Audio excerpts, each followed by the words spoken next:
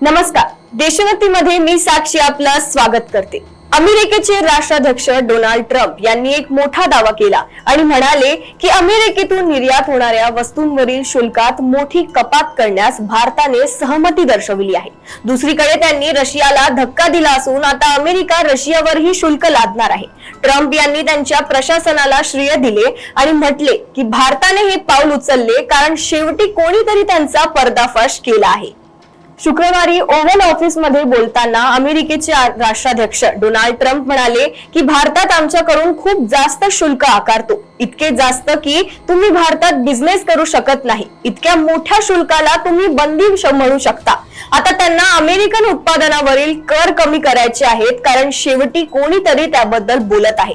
भारताने अमेरिकेसोबत व्यापारी संबंध मजबूत करत असल्याचे सांगितल्यानंतर काही तासांतच डोनाल्ड ट्रम्प यांनी विधान केले। यामध्ये द्विपक्षीय व्यापार करारांतर्गत शुल्क आणि नॉन टॅरिफ अडथळे कमी करण्याचा समावेश आहे।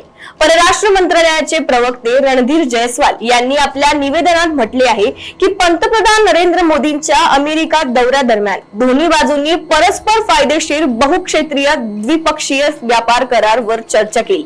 वाणिज्य मंत्री पीयूष गोयल यांनी अमेरिकेत द्विपक्षीय व्यापार करार पुढे नेण्याबाबतही चर्चा केली।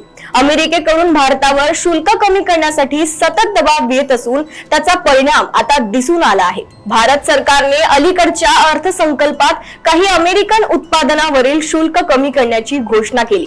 दोन्ही देशांमधील व्यापार करारावरही चर्चा सुरू असून दोन्ही देशांमधील व्यापार वाढवणे आणि व्यापार तूट कमी करण्याची उद्दिष्ट आहे।